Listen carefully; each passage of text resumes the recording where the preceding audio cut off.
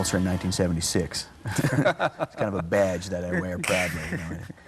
And the Eagles gave me that ulcer, and plus the lifestyle and the pressure to keep getting better. It's tough in this business, you know. In any other profession, if you're a writer, for instance, novelist or painter, you are sort of allowed to have peaks and valleys in your career. You know, you go through your gold period, and then you go into your green period, and then you go into your red period, and it's kind of okay to do this. In rock and roll, seldom are you afforded the chance to make a mistake. I mean, maybe one album, if your second or third album doesn't do as well as your first album, you know, then they'll stick with you. But if you stay out of the charts too long, or if you don't measure up to a certain sales figure, then you get, in the industry, you get dropped from the label. There are exceptions to that, of course. There are people who have been on labels who are respected artists who are not expected to play by the rules necessarily. I feel badly for a lot of these new artists, a lot of these younger artists now who come out and sell 5, 6, 7, 8 million copies of their first album, because that creates unrealistic expectations. Mm-hmm. And most of them will not be able to duplicate that again. I mean, I guarantee you that their second album will not sell as many copies as their first album. And I'm grateful that we went up slowly, kind of at a 45-degree angle on a graph. Which is not to say, of course, that if you're tremendously successful right out of the box, that you won't have that success again. You have to get through the sophomore year. It's partly about the work and partly about things that are going on in the culture that put you at the center of things, you know, and it's hard to sustain that because you have no control over it. Actually, come to think of it, we experienced that to a degree because our first album had 3 hit singles on it, you know, Take It Easy, Witchy Woman, and Peaceful Easy Feeling, and then we freaked out and said, oh God, we've sold out. You know, things haven't changed. Back in those days, right? Yeah, back in those days. Things haven't changed a lot. So we did Desperado, which we thought was our big artistic, deep work on the commentary on success. You know, the evils of fame and success, and with our little cowboy metaphor, which seems kind of quaint now. And Desperado was not a hit. You know, the song was not a hit. It's one of our most enduring songs now, but it was not a hit. And then our third album was not a hit either until they released Best of My Love, and that sort of dragged it out of the basement and into the limelight. So we didn't really establish ourselves until 1975 when we did One of These Nights. That's when we kind of got our balance, you know, between the two extremes. And so it's a constant juggling act, and you don't. I really like the place where I am now because I don't worry about those things quite so much. You know, when you're young and you get hit with all this stuff, you freak out. You know, because things get magnified in importance. You know, I think it's like being a teenager.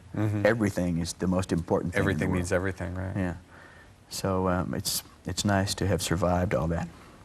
A lot of people may not realize this, but the Eagles' Greatest Hits is evidently the second best-selling album underneath Thriller.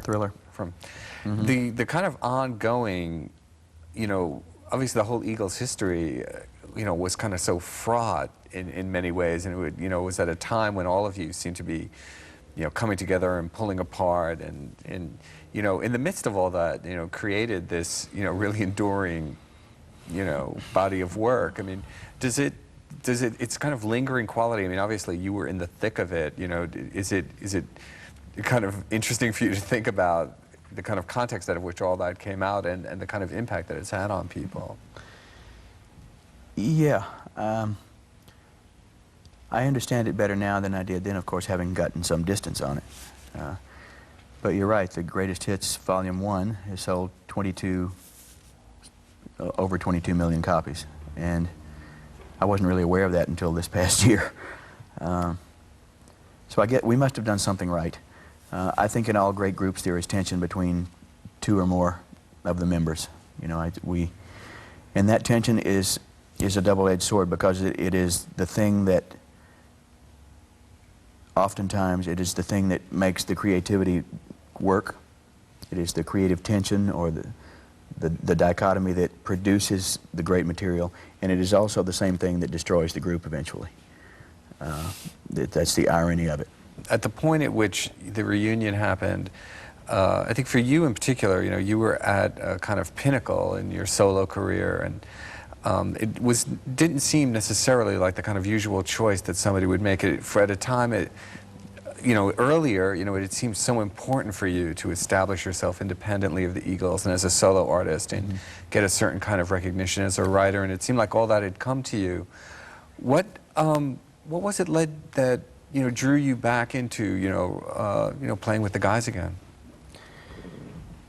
It's funny, I was thinking on the day we finished my new album, I was thinking, I've been a solo artist now for twice as many years as I was in the Eagles.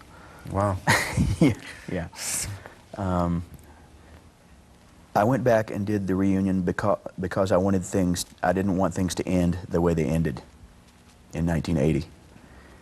I thought, I wrote a song on my last album called The Heart of the Matter, which talks about forgiveness. And I'm trying to apply those principles to my own life. And I thought at this time in my life, it would be a good idea for us all to make amends and get on stage and play together and end things on an up note instead of the way they ended on kind of an ugly note in 1980. And it was a very cleansing experience for a lot of us, I think. It's really not good to go through life with things festering inside like that, unfinished business, I call it. A lot of it was about completing a cycle in a positive way and finishing up some unfinished business. Plus the fact that people wanted to see us, you know. We didn't really realize that, I think, until we did the Common Thread album, the country music tribute, and we saw how well that did. And there's an occasional poll in magazines, you know, asking if groups could reunite, what group would you most like to see, and we were always at the top of that list. And also,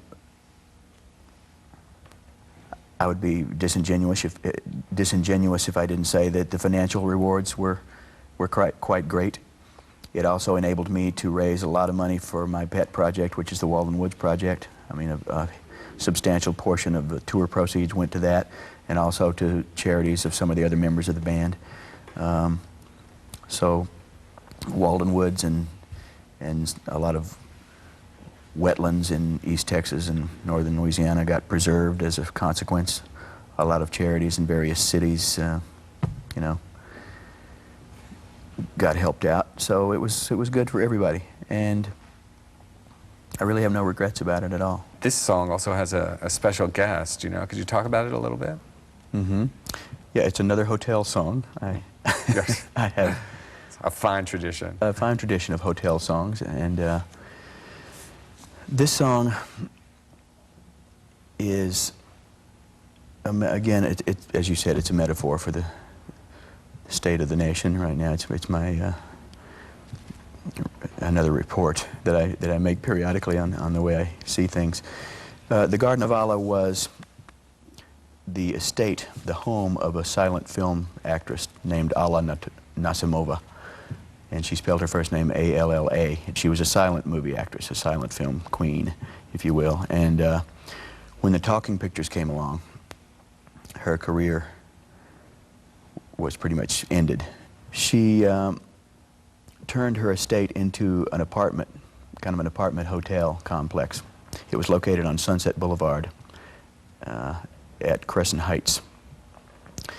And in the 30s, when a lot of the great writers from the East and from England came to Hollywood to make their fortunes writing screenplays, such as F. Scott Fitzgerald and Aldous Huxley, William Faulkner, James Agee, people like that, a lot of them stayed at the Garden of Allah. In fact, Fitzgerald and Huxley and S.J. Perelman all lived there at the same time. And it was a real hell-raising place. There was a lot of debauchery going on. I think Tallulah Bankhead and Greta Garbo and Dorothy Parker all used to hang out there at one time or another. So that's the sort of the setting for the song. So talk a bit about, you know, you have Satan makes a little appearance in this one. Mm-hmm. Now, just for the record, as a rock and roll, you don't happen to worship Satan, do you? No. Okay. After Hotel California came out, there were all kinds of stupid rumors about the band being Satan worshipers and followers of Anton LaVey and things like that. And we had joined the Church of Satan in San Francisco and all kinds of wild We could stuff. put an end to all this. Yeah, well, I think I did that. Well, you never know. But all that kind of stuff was perpetrated by fundamentalists of one kind or another who have stayed on the scene, who are prone still to, active. Yeah. I consider myself a spiritual person, and nature obviously is very important to me, and I'm fascinated by religion and by the mythology that surrounds it. Satan being part of that mythology. So anyway, as I said earlier, the devil appears in Los Angeles. He appears outside an adult motel, which is not the Garden of Allah. This is called the El Royale Hotel, Right, perfect. which actually exists, but not on the street that it's on in the song. And the devil appears to a man who's driving his nice, shiny BMW through the San Fernando Valley. And he says, you know, I've always liked you, boy, because you were not afraid of me, but things are going to get pretty rough around here. If you think things are bad now, things are going to get even worse here in Gomorrah by the sea. And then the devil waxes nostalgic about the good old days when he used to hang out in Hollywood with the likes of Fitzgerald and Huxley and Faulkner and all these guys, and when they used to hang around the Garden of Allah and debauch together, and the devil was right there, you know. And when they used to have lunch with some of the deities, the Hollywood deities, like Louis B. Mayer. Mm-hmm. And it's a little bit of a commentary on artistic freedom and on the old studio system, which could be a commentary about the movie business today or the record industry today. They want you to do one thing and the artist wants to do another. Right. So the devil talks about the good old days when he hung out there with them, and it sort of reminds him of his old days when he was Lucifer in heaven before God cast him out into hell and made him the keeper of the netherworld. He makes the point that there's really no truth to be had. There's really no right and wrong. It's simply data to be manipulated. You can get any result you like. You can take a certain body of information and you can manipulate statistics and data. And find your experts. And find your experts. I was always fascinated with the concept of expert witnesses. First of all, who says they're experts? What test do they have to pass? Is there a test at all that they have to pass in order to be an expert witness? The devil says when he appears to the people who are going to let him testify, he says, I am an expert witness because I say I am. That's his only criteria. He says, I am because I say so. So then he goes on to say, as I said, that he can get them. He says, I can get you any result you like. What's it worth to you? What would you like to pay me to get you the result that you want? Then the last verse makes a commentary about this is the year that notoriety got confused with fame. In our society now, you can commit the most atrocious act and get rich and famous off of it. One of the things, knowing your own politics and your own history of political activism, you know, in a way that many things have gotten complicated these days, in an attack on tabloid culture, in many ways, you find yourself aligned with people whose politics are far more conservative than your own. Say, like William Bennett, for example, who recently has attacked tabloid TV. You know, does that make you feel slightly uncomfortable, or do you feel okay about that? I feel fine about it, you know. I don't like to be put in any particular box, you know. I imagine most people think of me as a raving liberal, you know, left-winger, but on some things I'm very moderate or even conservative. Or as a friend of mine said, I'm not a box, I don't have sides.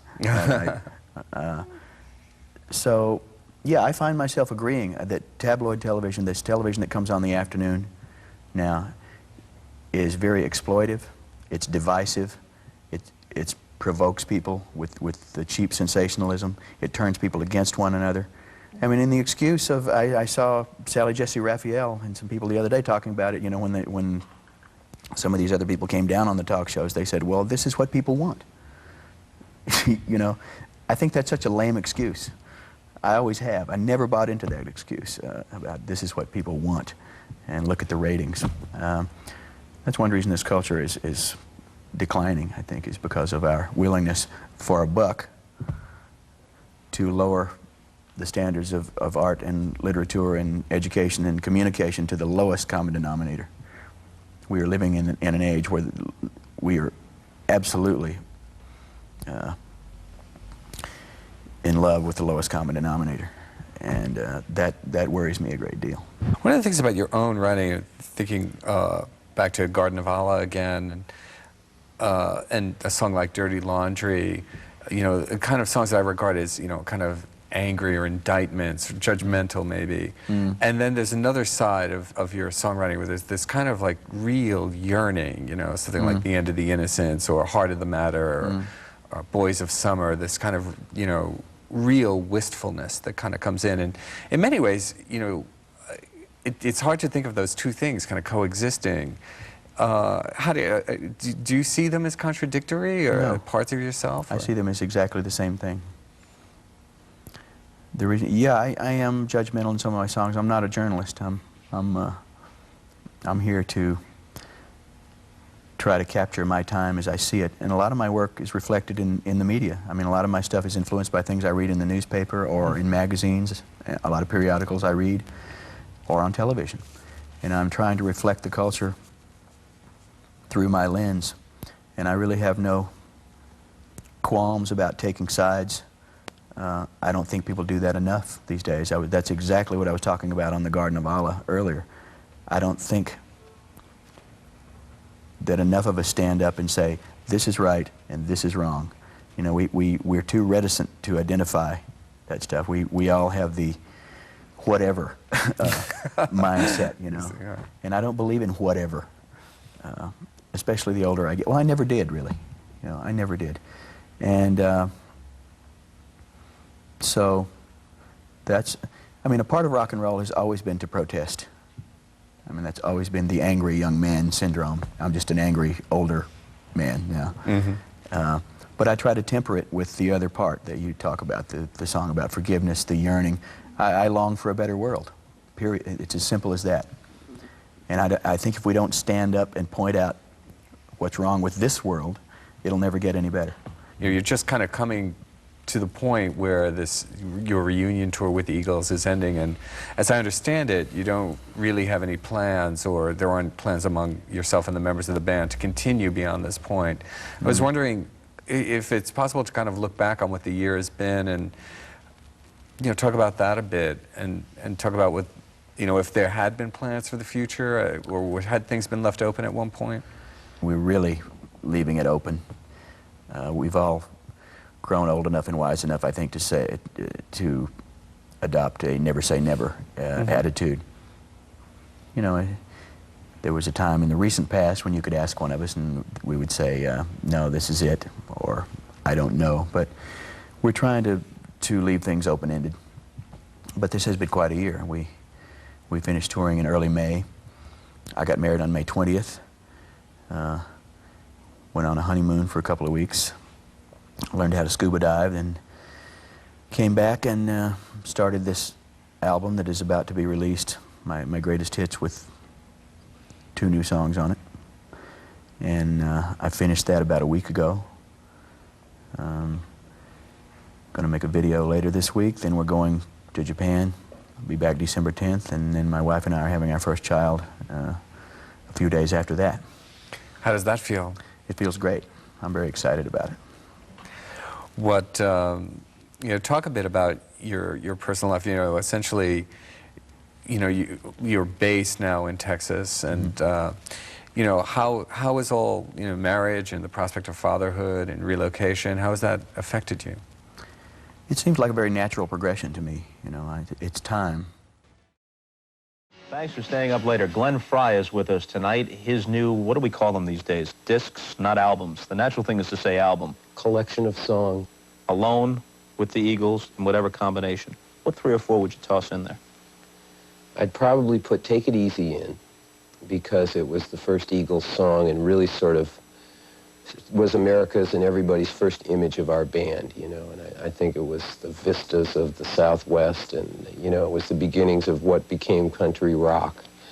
I would put in Desperado, which is the first song Don Henley and I wrote together. And I think I was 24 and Don was 26. And to think that 20 years later, you know, this song would stand the test of time, would still be being recorded by people and performed by people, I would put that in there.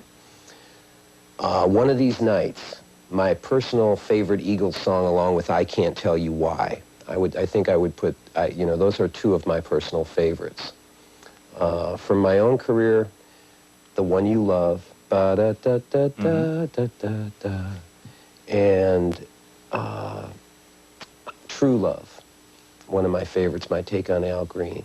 But, you know, there's a lot of songs in my past, and, you know, songs are like your kids, you know, you raise them from, you know, the time they're little till they're big and grown up, and then you wave goodbye as they go out the door. And, you know, I have many favorites. Now, missing from that list is Hotel California, yeah. which a lot of people would say, just from the standpoint of sales and identity of the Eagles, that seems like it belongs on the list. Yeah, I think you could put that in. That was probably our best record. As far as making a record is concerned, I think Hotel California, the album, and Hotel California, the song, were probably the zenith of the Eagles in that what we had to say came together with our learning of how to make records. And that song was co-written with Don Henley and also with Don Felder, an often not recognized but integral part of the Eagles in the second half of the band. It's also a very sophisticated lyric. And a lot of songs have verse, chorus, maybe a second verse. Now let's repeat the whole thing, get the chorus and the hook in there, and we're done. I mean, this thing is a real narrative. Well, Don and I talked about that song, and you know, we were and are big Steely Dan fans. We were always quite amazed that Steely Dan was so brave lyrically. They got the Steely Dan T-shirts. You know, they had lines in their songs that we would sort of looked at ourselves and says, whoa, would we have put that in one of our songs? We started talking about Hotel California and wanted to sort of write a song that was sort of like an episode of The Twilight Zone. All of our songs were cinematic, but we wanted to open up with it was just one shot to the next, and they didn't necessarily make sense. It was just picture of the guy on the highway, picture of the hotel, picture, you know, and the guy walks in, the door opens, strange people, and it's just sort of following this guy, and it doesn't really make sense. It's just sort of, like I said, an episode out of The Twilight Zone or something. And so we decided to just sort of create something strange, just to see if we could do it. You know, I think we achieved perfect ambiguity. What was the line, they stab it with their stealing eyes, they just can't kill the beast? Was that a tip of the cap to Steely Dan? As they had said in a song of theirs called Tell Me Everything You Did, they had a line where the guy was arguing with his girlfriend, and the line was, turn up the Eagles, the neighbors are listening. And Walter Becker had a girlfriend at the time who was a big fan of the Eagles, and I think it used to grate on Walter that she used to play Eagles records at the house maybe, but that's how, so they sent a little message to us, and yeah, we give them a little tip of the tam. If you achieved perfect ambiguity, what's the strangest interpretation of a line in that song that you've heard from anybody? Well, I don't think it's not so much one line, but just that they just took that overall album and opened it up and took that picture of us with, you know, and I was watching on, you know, some religious channel, you know, the guy holding up the album saying, and this woman is a priest in the devil's church, and this over here, right here is, you know, that. And I was like, whoa, really? I didn't know that when we hired them. With Hotel California, was it almost inevitable that at that point a certain kind of peak was reached? Maybe it wasn't your best album, but commercially it was the most successful album. And at that point it almost had to start tapering off because you'd positioned yourselves sort of as musicians / outlaws. Well, how much of an outlaw can you be if you're this universally successful, and not only is the kid who wants to drop out of school listening, but his teacher's listening? There are only a few people in rock and roll who understand the experience of going in to make an album after you've sold over 10 million copies of the album you previously made. I guess starting out, you know, one dream would be to have a multi-platinum album. We never, of course, anticipated that we would go over 10 or 15 million. But it turns around and puts a tremendous amount of pressure on you to, you know, to live up to everything that was said and about that record, and you know, the amount of sales. Somebody asked my friend Bob Seger why the Eagles break up, and he said, well, in 2 words, Hotel California. You know, and I think in some ways we did peak, you know, that was, you know, the best work that we did. That was where everything really came together, personnel, songwriting, the experience in the studio to learn how to make records and put them together. It was really an exciting time. It was an easy record to make. The whole album was done in 6 or 7 months. It was not a difficult record to make. We were on a roll. It's good to have hit records because even though you may feel that you haven't done your best work, you know you're on the right track. You know, and I think we were bristling with confidence at that time, and we weren't afraid to step out and take some chances, and we had a very, very prolific couple of guitar players in our band, two guys that were really good. You think it was your best creatively, critically, as well as commercially? I think there's no doubt. Side one's pretty impressive, and then if you include The Last Resort and a couple of the other tunes on side two, it's a pretty good record. How did you react to the occasional criticism, and anybody who's this successful and then ultimately mainstream is going to get it, which is, all right, these guys, good tunesmiths, they knew what they were doing, but it got a little bit too slick and a little bit too accessible to everybody, and therefore, by definition, it loses its edge? Well, those are critics who lose their leverage when all of a sudden something gets mass acceptance. Then they're no longer arbiters of taste, and obviously anything that 15 million people like can't be all that good.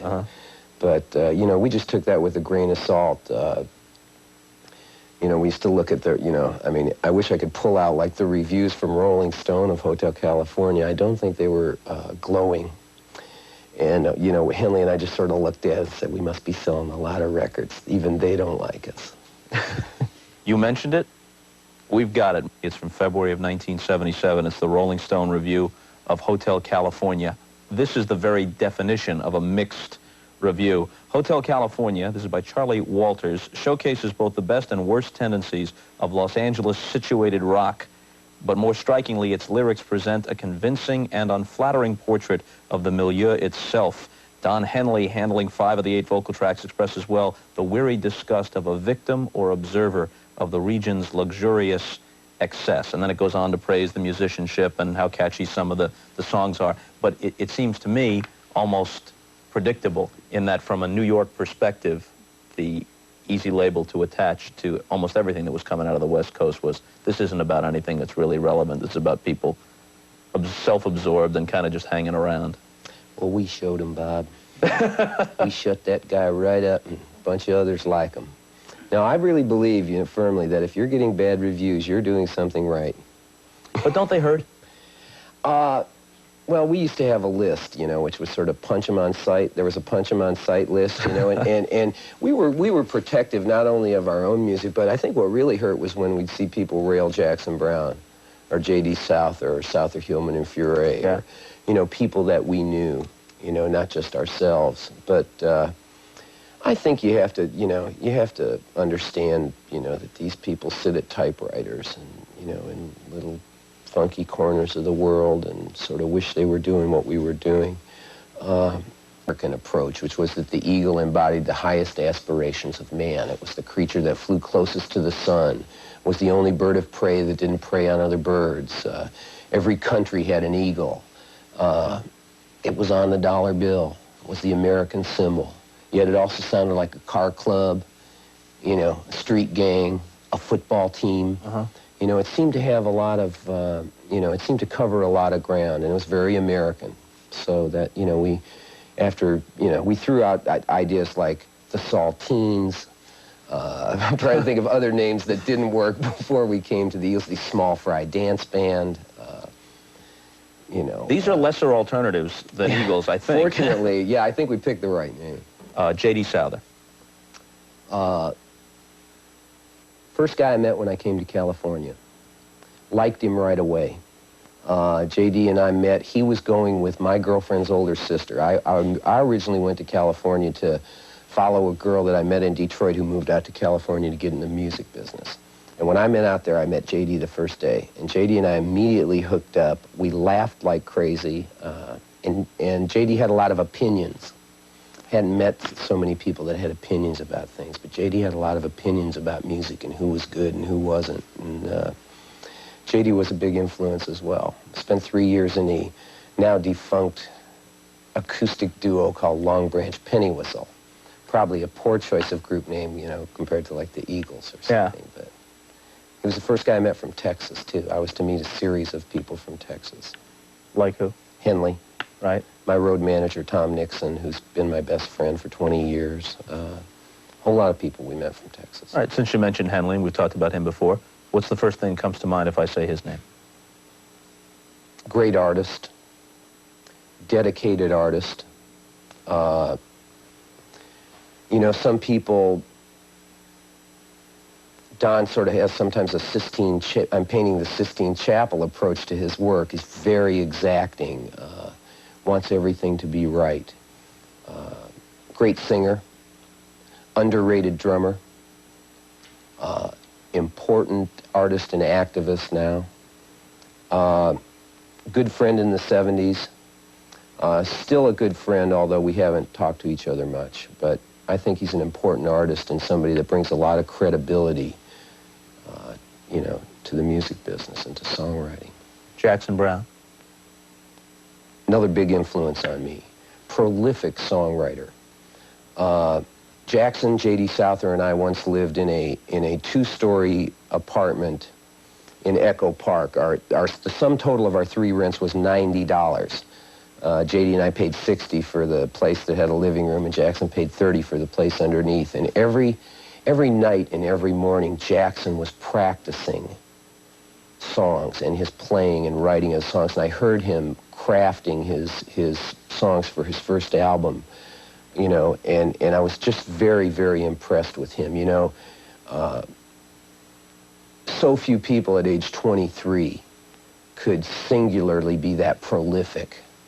You know, most of us at that age needed to be in bands where you disguise your weaknesses, play on your strengths, and have a group of, you know, a group of guys, you know, to sort of band together till you learn what you're doing. I often thought being in a band was like getting out of college and joining a practice. You know, you wouldn't just set up your own law firm. You know, you'd join something, you'd work with other guys, and then maybe after 10 years, then you'd go out and start your own business. But Jackson was like the first prolific songwriter that I met. Linda Ronstadt. The first lady of country rock. She probably more than any one person is responsible for the Eagles getting together. Don Henley and I got hired by her in May of 1971 to go on a very brief tour of the Southeast. Him as her drummer, me as her rhythm guitar player. And we got out there on the road, and Linda and her manager at the time, John Boylan, had this idea that they wanted to put together a super country rock group to back up Linda. And they definitely wanted me and Henley in the band, and then they started talking about members of the Burrito Brothers, Poco, things like that. And Don and I went to Linda and said, you know, Linda, we want to have our own band. And I think where other people would have maybe been miffed by that, Linda completely understood and said, oh, I think that's great. And then she helped us get Bernie Ledden to come visit and sit in at Disneyland. She helped us get Randy Meisner to come up to a show in Los Altos at a little club and sit in with us. And then Henley and I were able to pitch both of them about our idea of starting you know, another band. So Linda really, really helped put the Eagles together. Also, I would say that Linda's always felt a responsibility, I think, to educate as well as entertain. She's always put in a Chuck Berry song for people that might not have heard of that, or Blue Bayou by Roy Orbison, or spotlight songwriter Carla Bonoff and do 2 of her songs. She goes up and does the Nelson Riddle stuff. Sure, she did the Nelson Riddle stuff. She helped Warren Zevon by doing some of his tunes. She's done her Mexican music, which is beautiful. She did Pirates of Penzance. You know, I mean, she's done, I really admire her bravery and her credibility. You know, she has a lot of, I'm groping for the word here. She's got good credentials, and I think she's got a lot of courage as an artist. She does the music she wants to do. I think it would have been so easy for her after Heart Like a Wheel to have just sort of continued to crank out that style of music, but she's always been an explorer. I think that there's, you know, I started writing songs before there were videos. So the first thing that Don and I started concentrating on was imagery. and that, you know, we try to make our songs open like movies. And if you look back over those songs, whether it's On a Dark Desert Highway or, I'm running down the road, a lot of openings of our songs, you sort of get a picture. But then from there, I think it's important, to allow people to interpret their own way. And when we were writing songs like Lion Eyes, which was really a song about us as struggling musicians looking at some very high-class, unattainable girls who were already affixed to important and wealthy people in Los Angeles, and so we decided to write this song about this little triangle. We looked at ourselves and said, is this too inside? But in fact, if you write about what happens to you well enough, I think everybody else identifies with it and interprets it their own way, to where people would come up and say, oh, I had the same thing happen, man, I was in love with this rich girl and she didn't want to have anything to do with me, or whatever. I think it's important to allow people to let their own imagination become involved with your work.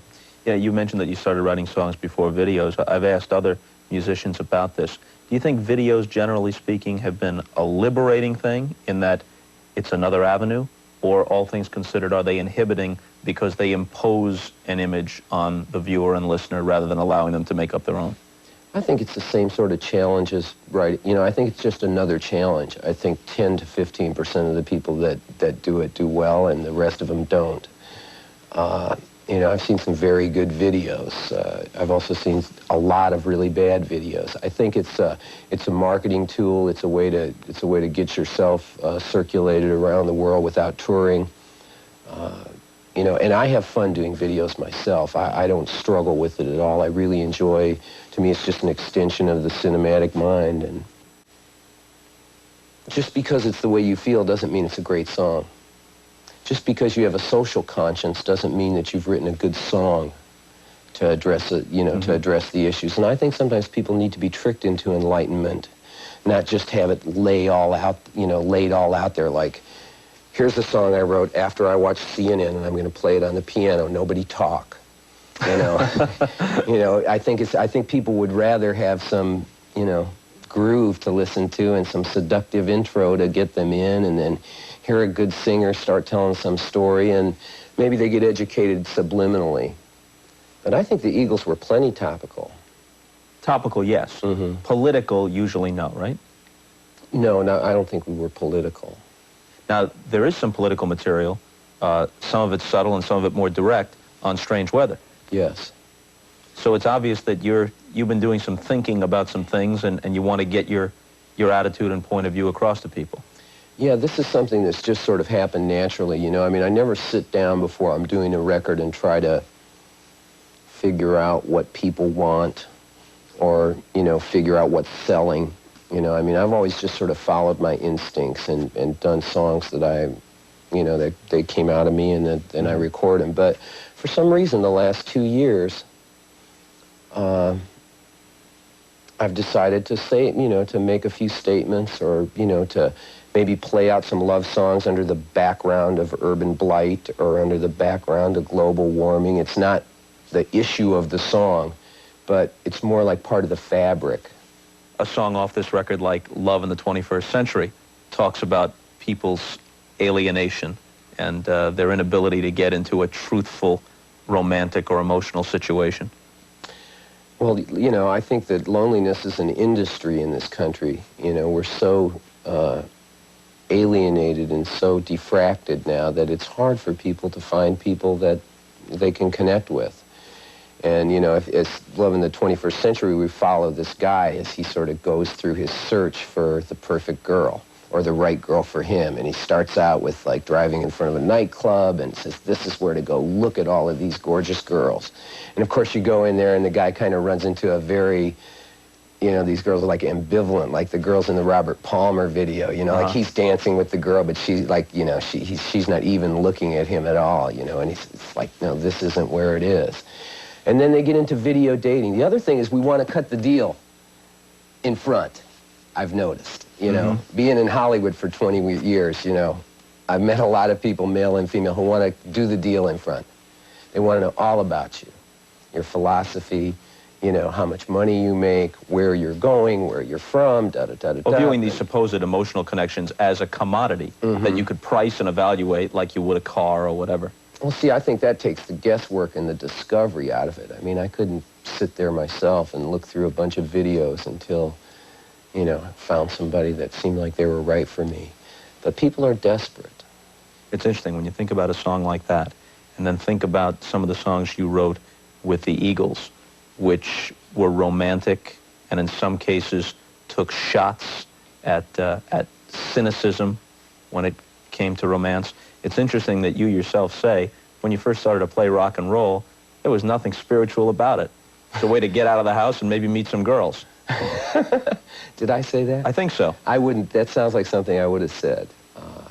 Well, it's true, you know, but I think everybody, you know, longs for love and longs for somebody special in their life. And, you know, I think everybody's looking for that. And everybody chooses to look in different areas in different ways. And there's no doubt that rock and roll is a great way to meet girls.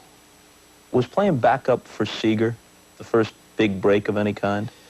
He probably is the most important individual in my musical career, in that when I was 19 and Bob was 21, Bob took me under his wing.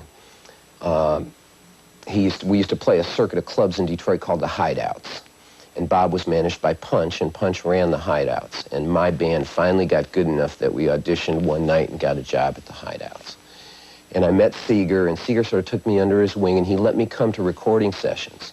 He took me to the Ramblin' Gamblin' Man recording session and let me play acoustic guitar and sing background on that record in 1969 or 68. We used to drive around Michigan in the car on Woodward Avenue, you know, and I remember one time a Cowsills song came on, and I said, turn that crap off, you know, and he says, no, wait, Glenn. They're on the radio and we're not. Let's listen to how they got there. Bob was also the first person to really encourage me to start writing my own songs. We had a bunch of copy bands in Detroit that were very good, but Seeger said the only way you're going to get anywhere is if you write your own material, and you can do it. And so he really encouraged me a lot. And then I was more than happy. Then, you know, I went to California. The Eagles started out very well, and then we did very good. We did very well. You think the audience is still there? I mean, record sales for some artists indicate that it is, but are you concerned that it will continue to be there for songwriters of your generation? Because the musical landscape has changed so much, and even the formats of radio stations have changed so much, and at least what your original audience is perhaps doesn't feel as alienated as it once did. They may fondly remember the old songs, but not have as much of a hunger for similar songs today. You worry about that? No, I don't think you can worry about things you can't control. I think you just, you know, first of all, I never thought that, you know, at 42 I'd still be in the music business. I didn't even think at age 32 I'd be in the music business. But we have now come into the age of adult rock stars. And, you know, I'm quite surprised. We're sort of like the Sinatras of our generation. When I was in my 20s and my parents were in their 40s, they liked Sinatra and Tony Bennett and stuff. And I went, whoa. You know, I didn't really get it then. You know, but I think if you know, now, I believe so much in the popular song, Bob, you know, that I think if you write a great song, it'll stick around for a long time, and people younger will discover it. Yeah. People older will discover it. And, you know, I think that's very, music isn't too musical right now. So I think when a Don Henley or a Glenn Frey or Paul Simon or James Taylor, and I don't mean to put myself in that, with that class of artists, I just mean to say when someone who is lyrical and melodic and knows, and, you know, and is not packaged, someone who is a real musician who can sing and play, when we make records, I think there's a format and a place for them, because there aren't that many records like that being made now. But this was a subject that, you know, was coming up a lot, and living in Aspen and traveling around, needless to say, I met my share of people that were involved in that sort of stuff, and it just seemed right to write a song about it, but it had to be written in such a way that it wasn't glorifying it, but rather just reporting on, you know, what was happening. The Heat Is On is a funny story, because I went to the screening of The Heat Is On with Temporary Music, and Irving Azoff, who was president of MCA Records at the time, said, you got to come, you know, you got to get a song on this movie. It's going to be really big. So I went to the screening, and at the screening is Quincy Jones, Richard Perry, the Pointer Sisters, Stevie Wonder. And it's an Eddie Murphy movie. And I, you know, went to the screening, enjoyed the film, but I mean, I walked away and said, Irving, they don't have any use for the king of country rock and, you know, in this film at all. And so I really left the screening thinking that I wouldn't be doing anything for the movie. Lo and behold, 4 weeks later, my manager sends me a tape, and it's the 4C Faltermeyer demo of this song, The Heat Is On, and they want me to do it for Beverly Hills Cop. So you didn't write The Heat Is On? No. And so they sent me the tape over. I said, okay, I'll listen to it. And, you know, it sort of sounded like something me or Huey Lewis would do. You know, sure. It's kind of bouncy, saxophone, up-tempo, rock tune. It was just before Christmas. They were offering me a little money. I did not have my second solo album ready to come out yet. I thought it might be a good idea to keep my name, you know, around or something like that. So, you know, for a little bit of money, I went in, I sang it one day, I played guitar the next day, and I just kind of walked away from it and thought, well, that was nice. And then, you know, 8 weeks later, it's a #1 record. And I never, as I say, you know, never even thought that I would get a song in the soundtrack. What are your thoughts on the occasional acting bits you've done? I really enjoy doing that. You know, I think that variety is very important in one's life, and if you just do music, your life can get a little bit boring. So I've really enjoyed the acting jobs that I had. I had a great time on Miami Vice. I got a lot of help in that episode from Paul Glaser, the director, and Don Johnson. And then my biggest thrill was working on Wise Guy for 7 episodes, where I actually had a character who had a lot of dialogue, somebody that we could follow from episode to episode, and I really started to get comfortable. And I guess, you know, just like music, acting is all about being comfortable. I really felt like around Wise Guy I was starting to get it a little bit. So I would like to do that again. Bob Seger, who's a friend of yours, allowed Like a Rock to be used in a Chevy commercial. I asked him about it. He said that he'd been offered a lot more money for other commercial enterprises. He went with this one because he's from Detroit. He thought it would help the auto industry and therefore, by extension, a lot of working class people. That was his answer. Another guy whom you obviously admire is Neil Young. Not only doesn't do these things, but mocked it directly. Ain't singing for Pepsi, ain't singing for Coke. Where do you come down in this deal? Well, I think I don't think it's us against them anymore. And I'm not so sure if you're making millions of dollars as a rock and roll star that you can protect your outlaw image by not doing, you know, commercials. I think it's totally up to the individual what they want to do. You know, for me, I had no problem with it. I think it's just, you know, I think it's, obviously, you must have written a very good song for people to want to come and buy it. And in the instances that I, you know, did commercials, I didn't have any problems with it. I mean, rock and roll, people who go to rock and roll shows drink beer. They want me to do an old-style beer commercial. That's where old style is brewed. I didn't see anything wrong with that. You know, people drink soda pop. I don't consider Pepsi to be the enemy, you know, and maybe you'd even look at it the other way, you know, we're taking their money. I was watching the Winter Olympics, the late-night show one night, and Pat O'Brien was on, and he had you hooked up. I think your wife, Cindy, was there as well, from Aspen.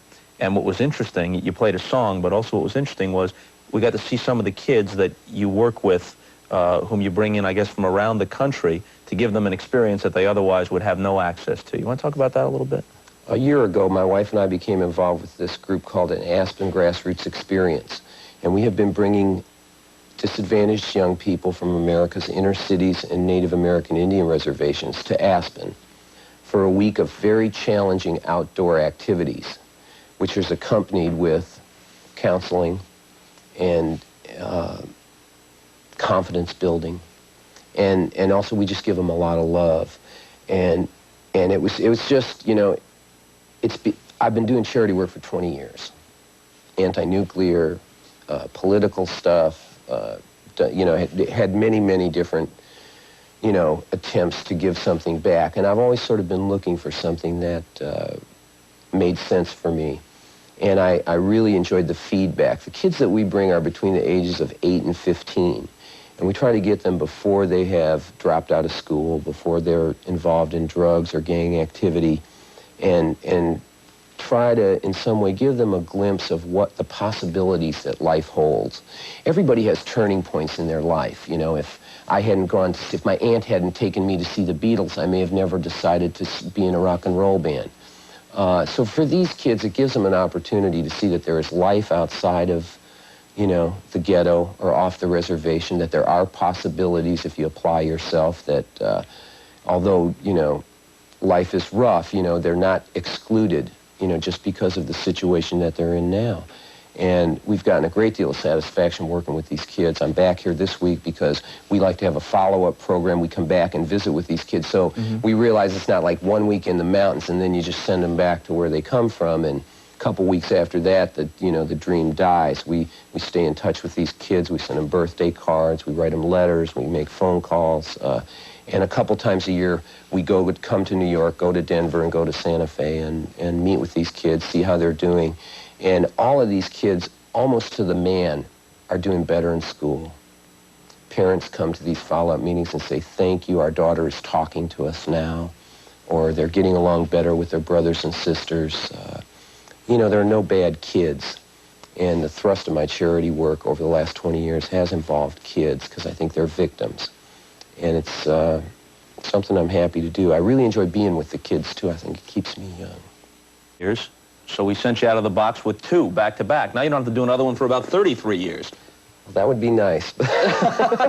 Which indicates how much you enjoyed this, I'm guessing. No, I really enjoyed coming on your show. And I was, when I saw Seeger on the show, is really what turned the corner for me and made me want to come on the show. I had no idea that you were such an audiophile and that you were so into things like songwriting and sort of the magical world of creativity that surrounds it. So it's been a pleasure to talk with you. We'll come back. We'll do a sports segment next year. So. Yeah, you know, I caught a clip of you in the booth with Vin Scully at a Dodger fantasy camp. We'll talk about that the next time. All right. We're out of here. Glenn Frey, folks. See you later.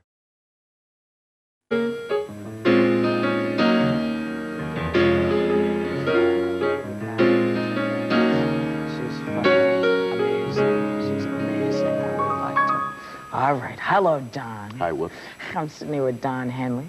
I'm going to tell a little story about you because it shows my great affection for you and why I think you're so remarkable. I should tell people they probably know you best from the Eagles. They know that you do great solo stuff, and they know about Walden Woods. But I got to hang out with you on the stage at Carnegie Hall, where I found myself in the company of Don Henley, James Taylor, Natalie Cole, Elton John, Sting, and you, which was very nerve-wracking for me because I had a duet to do with Sting, and you guys were all there, and you're all singers. Come on, you all sing.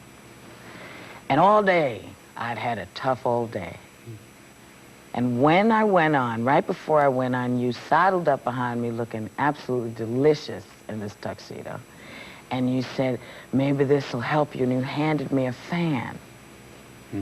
And I thought to myself, with all that you had to do on that day, how did you, I mean, yes, I was verbal about being very nervous, but what made you do that? What made you give me that fan? I was scared too, you know. I was really nervous because at Carnegie Hall, you know, it's a big deal. I've heard of Carnegie Hall all my life, but I've never been in there, and much less performed in there. Right.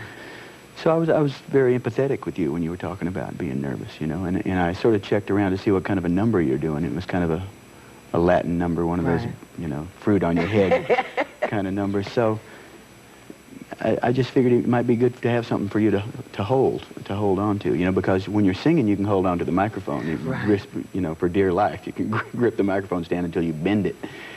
And I just thought it might be good for you to have something in your hand, you know. So I have to admit, though, I didn't go out and get that myself. A friend of mine went out and got it, but I asked her to do it. So. Well, you have endeared yourself to me forever, forever. You sent me that note in the flowers and said, I'm your biggest fan. Well, I was trying to be cute, you know. I was trying to pick you up, too, but I'll tell you more about that when we come back. Let me ask you, because we've heard a lot about Walden Woods. What exactly is Walden? Why save it? There's so much out there. There's the dolphins, there's the ocean. What is Walden Woods? I know there's a lot of things. It becomes a little overwhelming sometimes to try to figure out which thing you're going to do. Yeah. I mean, that's what's amazing about you is you do all of them. This is why I have no job. I don't know where you find the time to sleep. But Walden Woods is sort of the beginning of all these battles that we hear about now. You know, Walden Woods is the first place where our culture asserted the spirit of conservation. In other words, that mankind or humankind should live in harmony with nature and not try to conquer it. You know, it's the birthplace of the environmental movement, really. Henry David Thoreau, back in the mid-1800s, put forth these concepts that have become the cornerstone of the conservation movement and the environmental movement. So I believe in first places, you know. I believe in beginnings, and I believe in trying to preserve places where things started. You know, we get all hot and bothered about Civil War monuments and war monuments and stuff, and we can preserve all that kind of stuff, you know, where sort of monuments to violence and people who died violently and things like that. But it seems to me like we ought to be able to preserve the place where humankind first tried to establish the principle of harmony with nature. Is that something you look for in your life, harmony? Some kind of balance somehow? Yeah, I look for it. Is it hard to find? Well, yeah, it is. You know, it's hard to walk that middle line between deficiency and excess, you know. Right. I guess coming out of the rock and roll world, that's true. Yeah, and living in America. Yeah, yeah. I mean, we're a nation of excesses, you know. But Thoreau's principle was to live simply, you know. He said, simplify, simplify. Try to simplify your life as much as possible. And Walden is symbolic of all the other battles that are going on around the country, you know. Now, to me, I know that Henry David Thoreau had a lot of meaning for you, and Emerson, Ralph Waldo Emerson. The spirituality that these gentlemen have has really sort of taken over a lot of your thinking in the last several years. Was that a surprise for you, that suddenly you were moving in a completely different direction? No, actually, what has happened is I've come full circle. They had a big influence on me when I was about 20 or 21.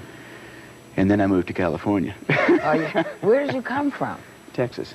Texas? A small town of about 2,400 people near the Arkansas and Louisiana border over in northeast Texas. Honey, Really. what were you doing in Texas? I was sitting at the Dairy Queen watching the trucks go by. I was playing music. I was in a band ever since I was 15. And, you know, went to high school there, and then I went to college for 4 years in Texas. And came out here in 1970 with my band, with my buddies that I'd grown up with. Not the Eagles. This is pre-Eagles. Did you grow up with the love of nature? People don't think of Texas as sort of this lush outfit, but... No. People think of Texas as a desert, you know. They think of cactus and armadillos and cowboys and boiling sunshine. But the part of Texas I'm from is really part of the South. It looks more like this Georgia and Alabama and Mississippi. It's got a lot of beautiful lakes and streams and trees. And I spent my childhood outdoors, you know, all of it, doing all that Huckleberry Finn stuff, you know, just and catching frogs and torturing small animals. But and my dad farmed part-time, not for a living, but for the enjoyment of it, and he made me work in the garden, you know. And, so I realized the older I got that was important, especially after I moved out here and lived in the big city. It was quite a shock. It was a big shock for me to come out. So, like, you come from this little town. What is the visual that you see when you get here? First thing I remember seeing, we came in at night. It was on one of those clear, sparkly nights that we get maybe 10 times a year. And the first thing I remember seeing was the Capitol Records Tower. And I went, hallelujah, I've reached the promised land. And I'll never forget that. But I'd never seen anything quite this big. You know, I'd lived in Dallas for a while, but that didn't prepare me for the culture shock that I had when I got out here. What clubs were around when you got here? Well, the Whiskey, of course, and Gazzari's, of course. But the club that really was seminal, that was the focal point at that time, was the Troubadour. That's where we hung out. That's where a lot of people got started. Just most of the people that we listened to, you know, of our generation got started at the Troubadour. So now you come in the door of the Troubadour. Who would you just sort of see hanging out? Well, you'd see Linda Ronstadt, you'd see Joni Mitchell, you'd see Neil Young, Graham Nash, Chris Christopherson, you know, just Janis Joplin. Right. Was your mouth on the floor? Uh-huh. Yeah. I went, wow. But after a while, you know, I sort of became friends with some of these people and went to work for Linda Ronstadt, actually. I met my buddies Glenn Frey and J.D. Souther in the Troubadour Bar. And Glenn bought me a beer one night and asked me if I would like to go on the road with Linda Ronstadt for $200 a week, because my group from Texas was breaking up at the time. We were sort of breaking apart. And $200 a week sounded like a lot of money at that time. This was in 1970, or 71 maybe, 70. And I said, sure, you know, so I went. And Glenn and I struck up a friendship and started sort of planning. Glenn had already plotted to have a group. Right. And I was sort of the second in command, I guess. Right. You know, you guys wrote so many amazing songs. For me, it's like, when I listen to them, it's a bit like reading poetry. Simply because well, you know, you think of Byron. I think of you as very Byron-esque. You know, and every generation has their poets, you know. And there were a lot of poets in the time that we're talking about, but you guys managed to put together some really wonderful stuff, like Tequila Sunrise and Desperado and One of These Nights and Lion Eyes and Hotel California. I mean, do you ever think of it as poetry? No. Poetry is hard. You think so? Yeah. Why? Great poetry is a couple of steps above songwriting, I think. I think it's harder and it's more intellectual and more difficult, and I guess maybe some songwriting approaches poetry. I mean, maybe Bob Dylan and a few other people a couple of times, Paula Simon maybe, and Randy Newman. I don't know. Yeah, I mean, we wrote a few good tunes. We hit the nail on the head sometimes, and we missed it by miles. Don. A few good tunes. Come on now, honey, please, please. Let me get my wading boots on. You wrote some pretty amazing stuff. You don't take a lot of credit on yourself, I think. Well, I might at home. When you're in the tub. When I'm in the tub. But no, we wrote some songs that I'm proud of. Right. You know? It's just we sort of learned as we went along. You know, you can sort of see a progression from the beginning to the end, and I think we got better. Yeah. As a whole, and that's what makes me happy about it. Right. But I just hope to keep writing songs. I hope to get better at what I do. You know, I'm never quite satisfied with it, and I think that's the only way you do get better, is not to rest on your laurels. So I'm looking forward to the rest of it. You know. Well, I'm going to adjust my laurels, and we'll be right back. Okay.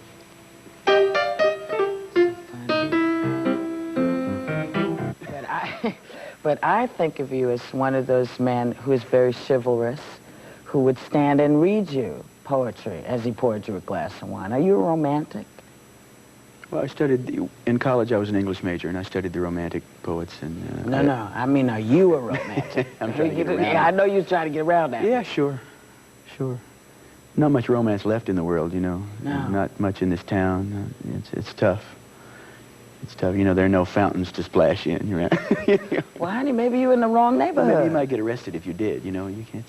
Some friends of mine just came back from Paris, you know, and they were raving about how romantic it was over there. And I don't know. Maybe I'm just getting older, but it seems like it used to be a little more romantic around here, you know. But sure, I mean, you know, Yeats is my favorite poet. Really? Yeah. Yeats. So now, do you ever wonder if you're going to settle down? Like have the picket fence and that kind of stuff? Some days I wonder, but I feel like it's coming. You know? Yeah. I just want to be ready, you know. I don't want to make the mistake that a lot of people make, which is doing it before you grow up. And it takes men a long time to grow up sometimes. Do you think so? Yeah. Because, you know, I've not hit it either. Yeah. I jump in and then jump back It takes out. women sometimes, you know, well, you got to get it right. You know, few people get it right the first time. You know, look at the statistics. Yeah. You know, but I'm working toward that, you know. Well, Don, have you ever considered that perhaps, you know, I don't know, a woman who's 5'6", a little hefty on the back end, but not much, maybe dark with long braids, perhaps you look in the, you know, maybe it's time to look over on the sort of heftier side, on the darker side. I just thought I'd throw that in for me. Okay. You know, because the girl can't, you know, you can't ever try too often. That's what I say. All right, all right. Do you believe that? I believe that. Okay.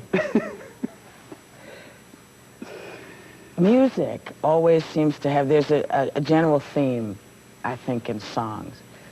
I found her, I loved her, she left me. Right. Why do people, why is it always about, why are there so few songs about love gone right? I don't know. You know, there's a great woman writer named Willa Cather who said there are only 5 or 6 human stories, and they keep on repeating themselves just as desperately as if they had never happened. You know, and I guess that's good. Yeah. I guess it's good that we can get up in the morning and do it again, you know? Yeah. But I don't know. It's hard to write those happy songs. Most great art down through the ages has been wrought out of pain and suffering, you know? Right. I mean, it's hard to write one of those bouncy happy tunes. It makes me sick.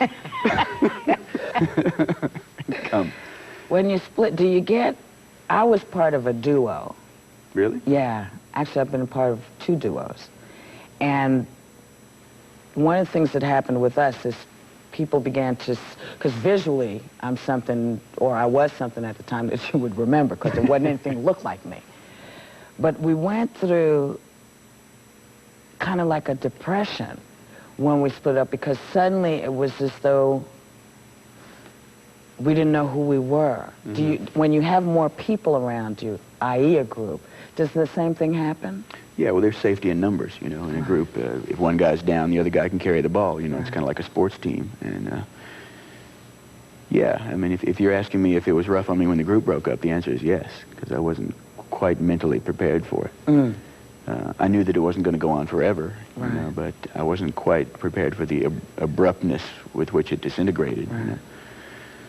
So I went through a rough period there for a while, but, you know, I'm a survivor. I usually don't stay down for too long. I usually pick myself up off the floor and get on with it, you know. Yeah.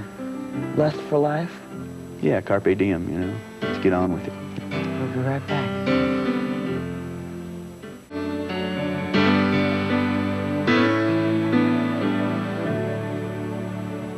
Now, Don, this is the book I'm in with you. That's right, honey, you in there. It's called Heaven is Under Our Feet. I've written you the strangest piece for this book. You are a singular figure in the book. Definitely singular. So this is available and out there.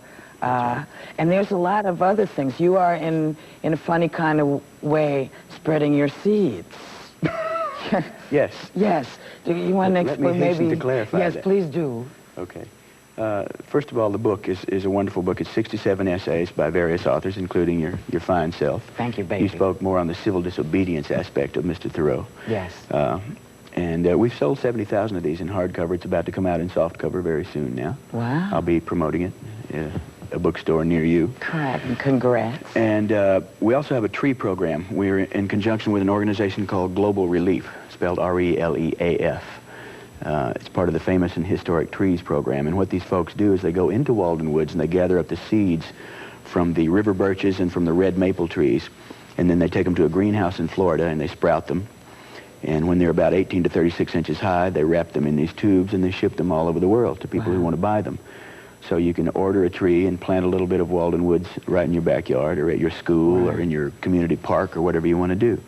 And the trees are $35. They're guaranteed to grow if you plant them properly. Right. And you get a certificate of authenticity signed by yours truly. Ooh. And you get the Walden Woods Project newsletter. You also get the Global Relief newsletter. And you get a great tree. These trees are beautiful in the autumn. The leaves turn really bright red and orange. Now, you mean to tell me if people write to Famous and Historic Trees at 8555 Plummer Road, Jacksonville, Florida, at 32219, that's the zip code, you mean to tell me they can get a little piece of Walden Woods? Right, and they'll be helping us save Walden Woods. Well, Don, I'm definitely going to order my trees, honey. And I'm thrilled Thank that you came. Thanks, I had a great time. Good. See you tomorrow. So did this fly. And this fly is just happening all over the place. It's frightening. Mark Twain once said that creativity is simply undetected plagiarism. Hello, room full of plagiarists. I know, because I am one. I confess to stealing a lot of things from the Eagles. from the catering to the quick out. It was the little things I was privileged to witness backstage that helped me to survive and become a better performer. I've never had the opportunity to thank them for their generous spirit or camaraderie that was extended to me and my band. As for the Eagles, they're going into the Rock and Roll Hall of Fame as one of the signature bands that began in the 70s and is still alive and kicking ass as we head for the millennium. And here I am still opening for this damn band. The Eagles hailed from all over the United States and came together in LA in the early 70s. To some, they represented the American dream, but they came with a warning: be careful what you wish for. Early success came with hits like Take It Easy, but the Eagles were too ambitious to stay in one place for long. They looked beyond the surface of rock and roll to sing about the price of life in the fast lane.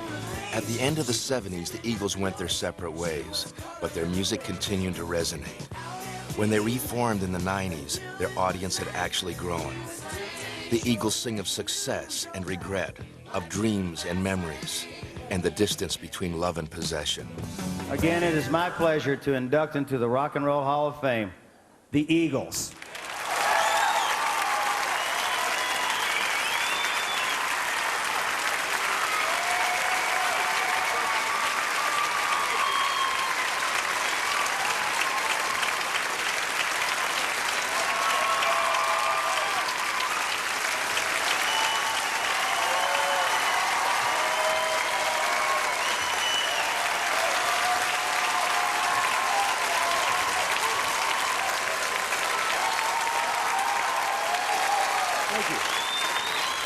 Well, we are all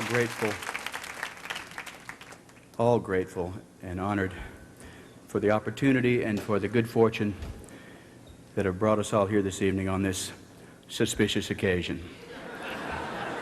When a kid first picks up a guitar or a drumstick, you know, it's not really to be famous. It's because that kid wants to fit in somewhere, and he wants to be accepted, and he wants to be understood even. And so I like to think of this award as something that is acknowledging us not for being famous, but for doing the work. And I appreciate all the work that all these guys behind me have done. I want to thank Irving Azoff, without whom we wouldn't be here today. Well, we might still be here. We wouldn't have made as much money. Right. As I've said before, he may be Satan, but he's our Satan.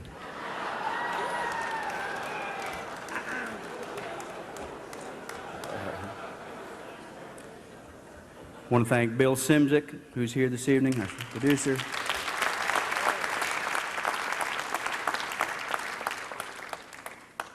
I want to thank Glenn Johns. Hell, I'll even thank David Geffen. It's been a good trip, and we appreciate it. Last but not least, I want to thank my family, my mother and my father, for believing in me early on and getting me that drum set and letting me play it in the house. And I want to thank my wonderful wife for being patient and kind and loving and understanding. Thank you all.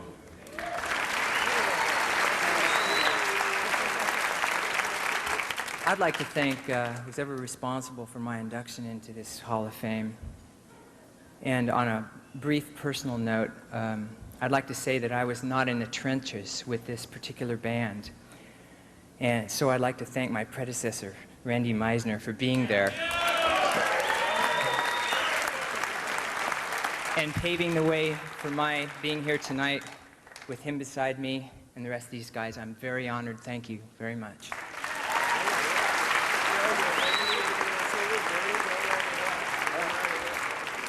Hi, my name is Bernie Ledden, and I'm really honored to be here tonight. Thank you.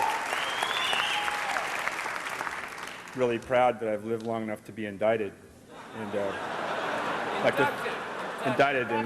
like to thank everybody in the grand jury who voted for me, and also thanks to my family. Appreciate it.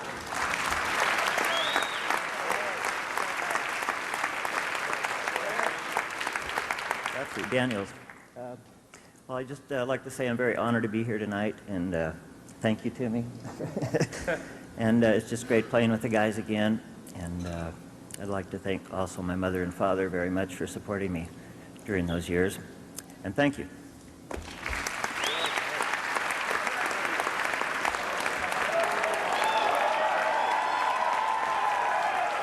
Hey, how you doing?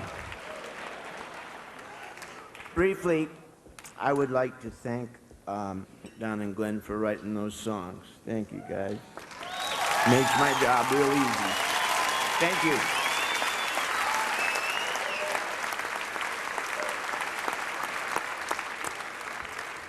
Charming outfit, Joe. And I'd like to thank my wife, Susan, who put up with me for 26 years while we did this. Thank you.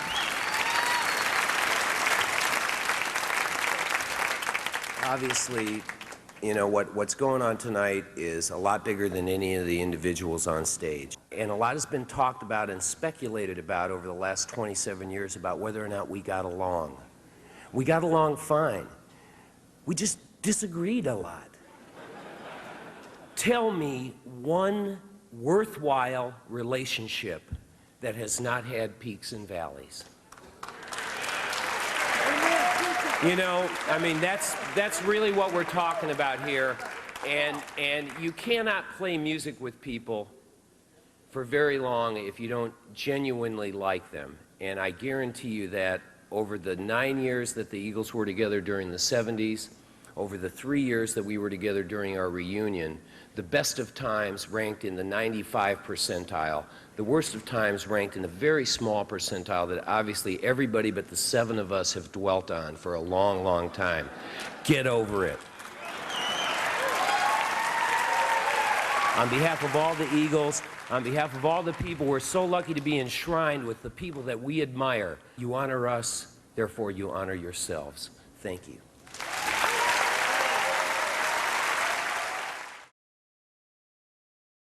You have done a tremendous job of spearheading the Walden Woods project, trying to preserve the land on which Henry David Thoreau wrote and lived 150 years ago. Mm-hmm. In a nutshell, tell us what's going on now with that project. Well, a lot of things are going on. We've been very successful over the past 2 years. When we started the project, there were two major threats to the integrity of Walden Woods. They were commercial developments. One was a condominium project that was to be built. It was going to be 139 condominiums located in a very beautiful and historic part of the woods called Bear Garden Hill, which is where Thoreau used to take walks at night. He used to walk there and by the light of the moon, and he wrote a series of essays called the Moonlight Papers. So we have been successful in purchasing that property. We stopped the condo development. We bought the property from the developer for $3.5 million. We have it paid for. At the same time that we bought that 25 acres, we actually preserved an adjacent 25 acres. We got what is called a conservation easement.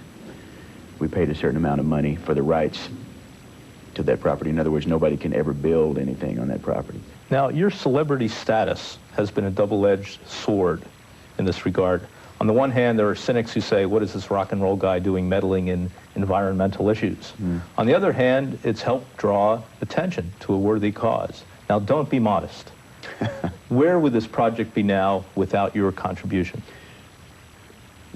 Well, to go back to your original statement, celebrity status is always a double-edged sword. It's a mixed blessing at best. Well, you know, I've said this before and I'll say it again. We live in the kind of world now where it takes the involvement of celebrities. I don't even like that word. It takes the involvement of well-known people, public figures, in order to call attention to things that really should stand on their own merit. In other words, I think people should be up in arms about not only Walden Woods, but a whole lot of other things that are going on. But there's so much information and so much data and so many problems that are coming at people these days that people don't really know. They're overwhelmed with choices. So sometimes it takes the involvement of a celebrity or somebody to point out certain things that need attention that might not otherwise be noticed. There are always detractors. There are always those curmudgeons and cynics who say, well, you're just a celebrity. You have no business doing this, and what do you know? I happen to know a lot. I travel around the country a lot, more than most politicians, and I come in contact with 12 or 15,000 people a night when I'm on tour. And I think I'm in a pretty good position to take the temperature of the country. I meet a lot of people. Politicians, especially the current administration, I think is very out of touch with the American public. They're inside the Beltway up there in Washington, and it's kind of a boys' club up there, and they don't really know what's going on, I don't think, a lot of times. So I'm acting not only as, I'm acting first and foremost as a citizen. I didn't start this battle. I mean, this has been going on a long time. A lot of scholars and men and women who have devoted their entire lives to the study of Thoreau and Emerson started this battle several years ago. But they needed help. They needed somebody like me who could call attention to this and raise money. You know, I'm the bait. If Henry David Thoreau were magically zapped into the year 1992 and you were his tour guide, what would you show him? Where would you take him? Well, there aren't many places left that I could take him. Well, I certainly couldn't show him anything in Walden Woods that he hasn't seen already. Actually, I think we would probably go to Walden Woods, and I would show him what has happened there. He could see that a lot of it is still beautiful and unspoiled, and he would also see that there have been a lot of mistakes made. I think Henry David Thoreau would be appalled at land prices these days, and he might turn to me and say, "It's not worth it.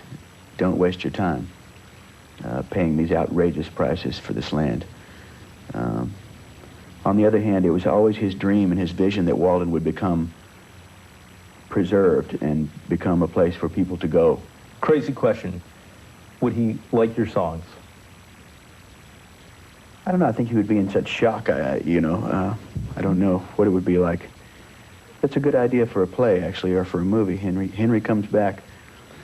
You know, he wasn't liked or respected much in his hometown at the time. He was something like a rock and roll person might be viewed today. You know, kind of an iconoclast and an outsider, and he didn't join in the normal goings on in society. He kept to himself, and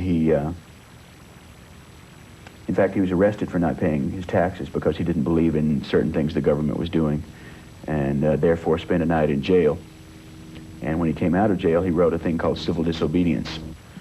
Thoreau also prized individuality, self-reliance. He denounced materialism. How have you adhered to those principles? Well, I live a relatively modest life. I don't go in for a lot of fancy things that some other people might go in for.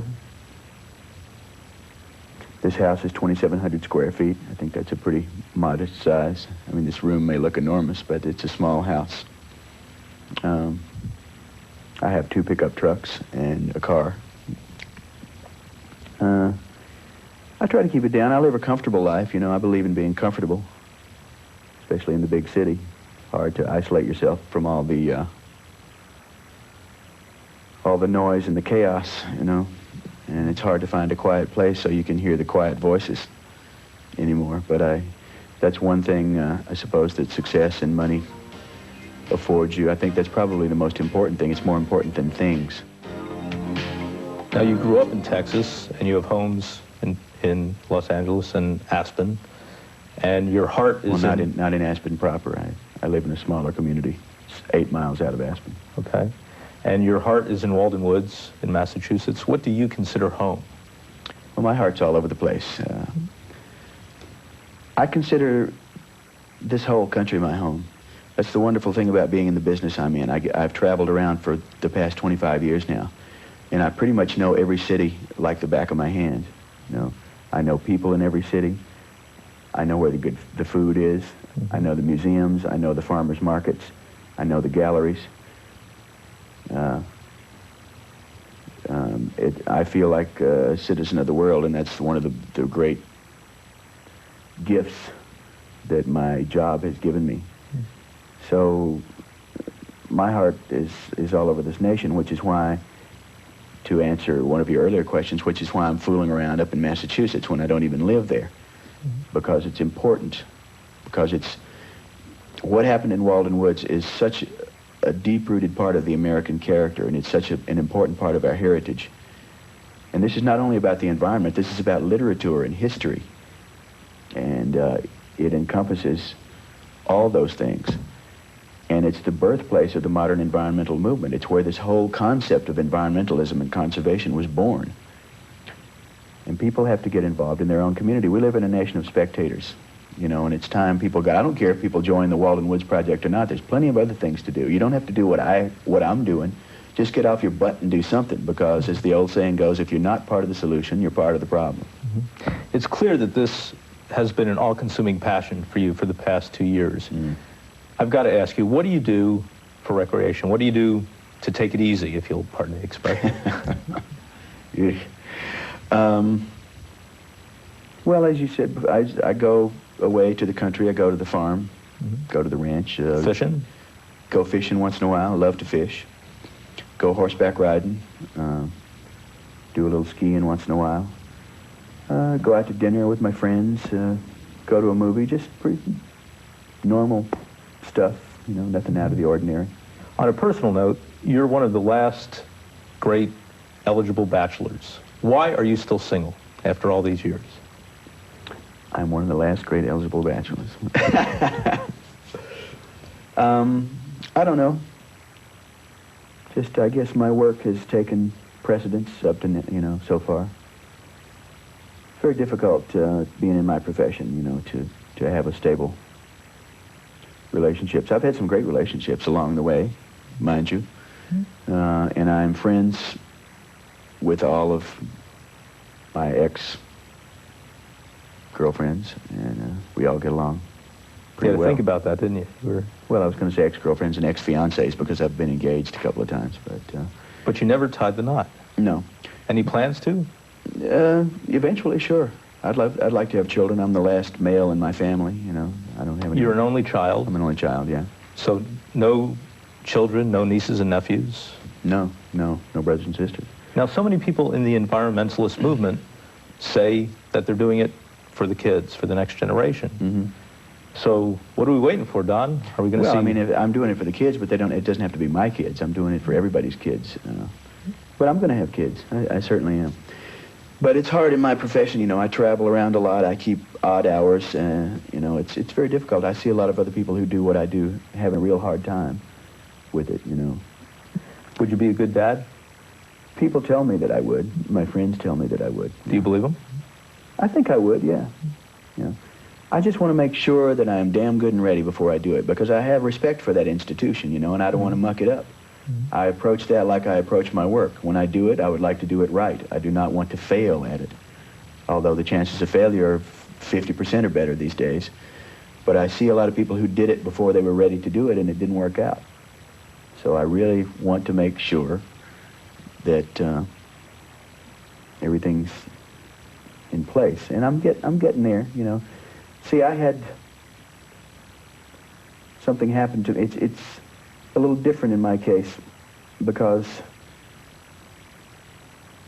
people who have normal jobs, whatever that is, most of them, I think, have the same job. They have a career that goes in sort of a steady, straight line from one point in their life till retirement. I was in a rock and roll group, a very successful rock and roll group, and then we had about 8.5 or 9 years of that, and then it all blew apart. So in effect, I had to pick up all the pieces and start over in 1980 when I was 33 years old, and that took a large toll on my personal life. I mean, I had to, the world that I had known and the security of the group that I had known and my job just got yanked out from under me just like that. Not that I thought it would go on forever, because I didn't. You know, no rock and roll group goes on forever except maybe the Grateful Dead. And God bless them.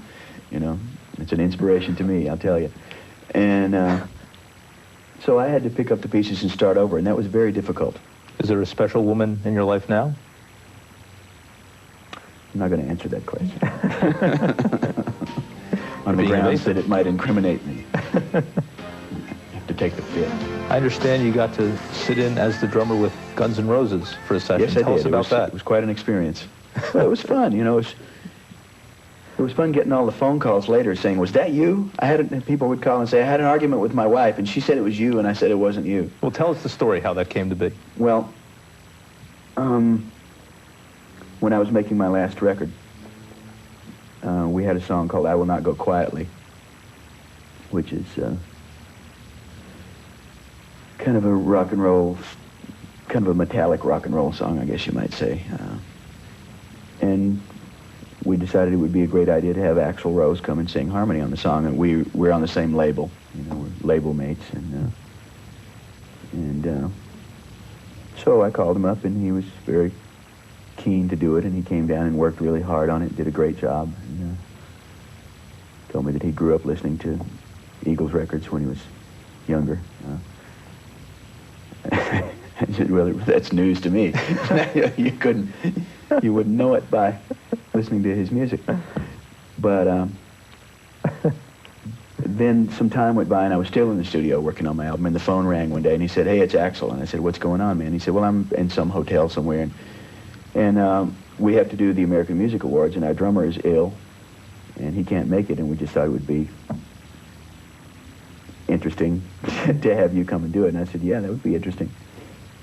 So I turned to my co-producer and co-writer Danny Korchmar, and I said, "Dan, what do you think?" You know, after I hung up, I told Axl, I said, "Well, I'll have to think about this, man. I don't know if I can hack it. First of all, I don't play drums that much anymore, you know, and depends on what kind of song you guys are thinking about doing." He said, "Well, it's a ballad, you know, it's a piece of cake." And I said, "Okay."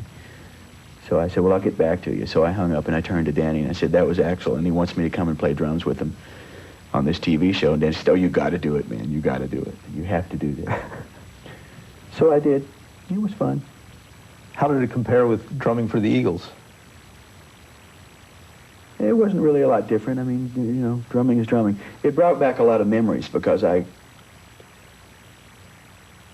they were going through a lot of changes, you know, and they were sort of uncomfortable about doing this television show. I could really tell that they weren't sure whether they should be there or not. And some of them were more into it than others, and some of them were really nervous, and some of them weren't even there yet.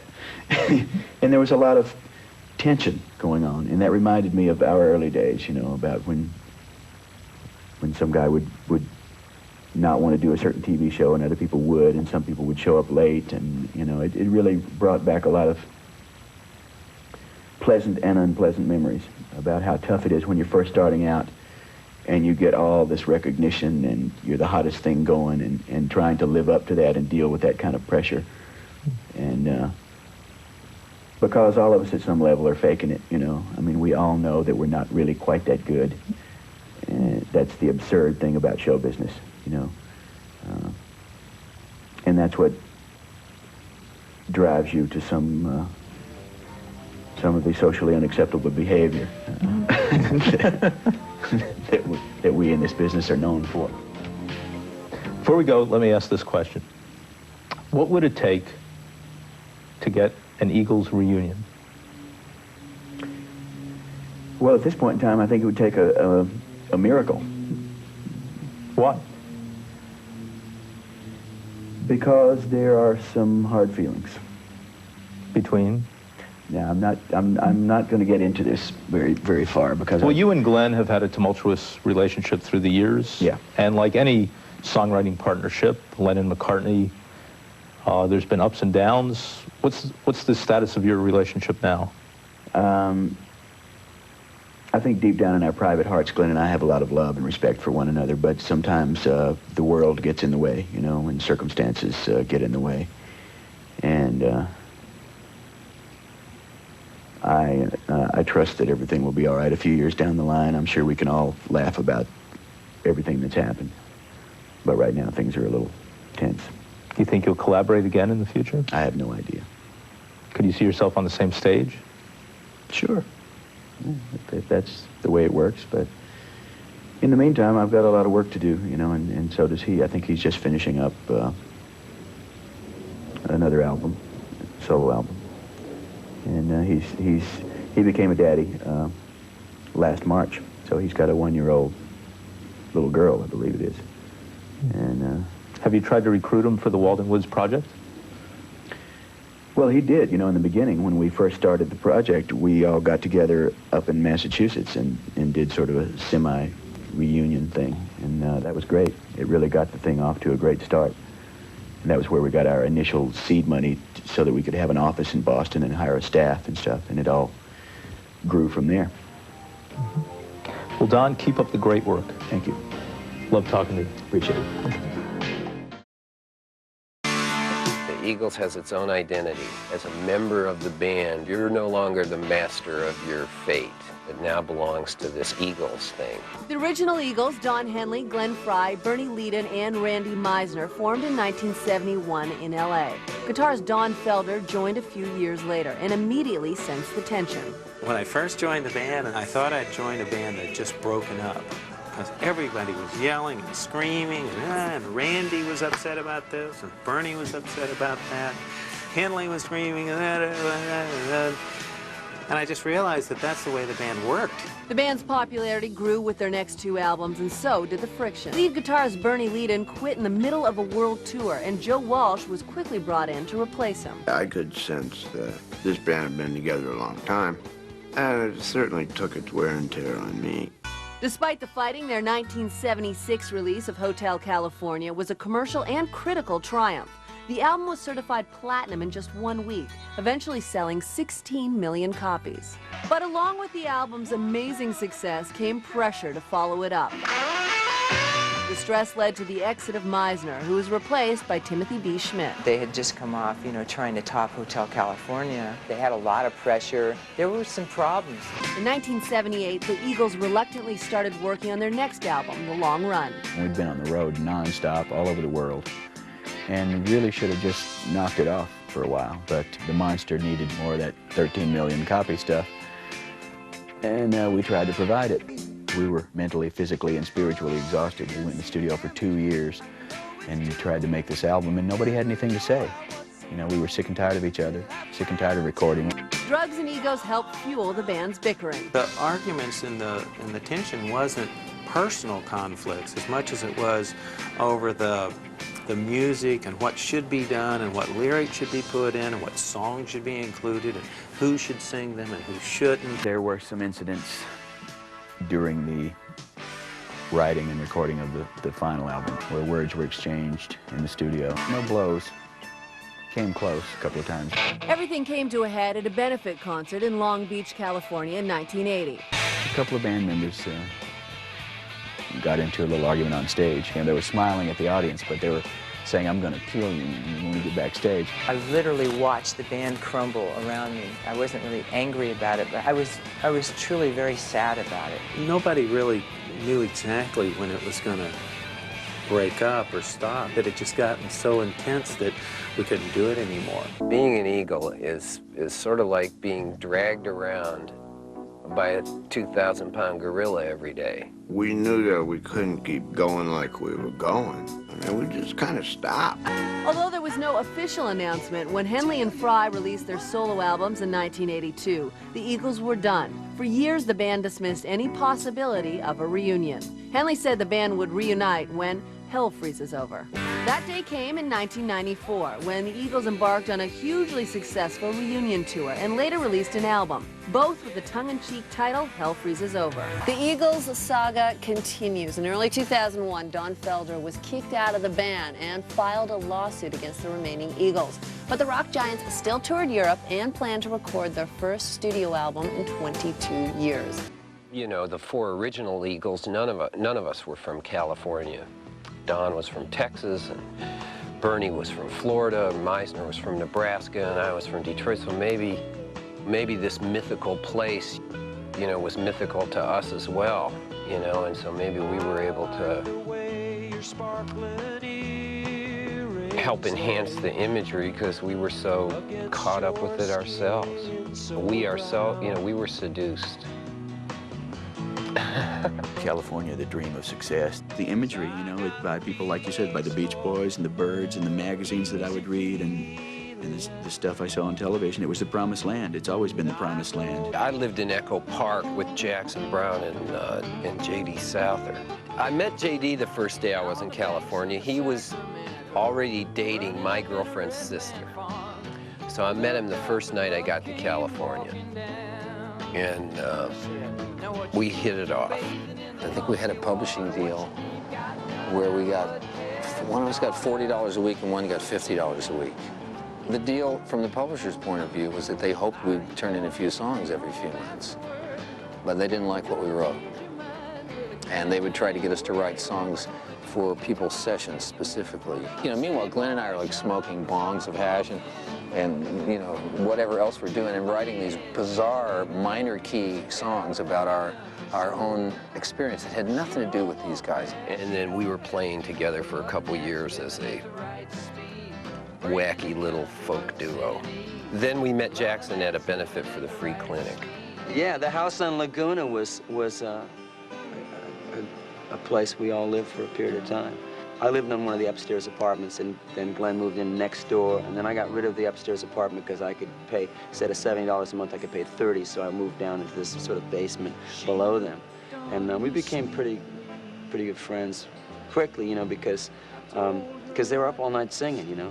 It was either like, you know, grit your teeth or go up there and sing with them, you know, so. But I used to hitchhike from Echo Park to the Troubadour, you know, 3 or 4 nights a week. And I always managed to get a ride home. He was a great hitchhiker. I don't know why.